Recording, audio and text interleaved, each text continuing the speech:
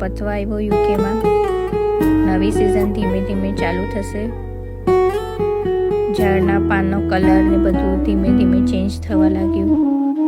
Sunlight પર બહુ વધારે છે, હમણાં ધીમે ધીમે ઓછી થઈ જશે અને દિવસ નાનો અને રાત લાંબી થઈ જશે. થોડા ટાઈમિંગમાં પણ ચેન્જીસ આવી જશે. ચાલો હવે યુકેમાં મજા લઈએ આ સિઝનની.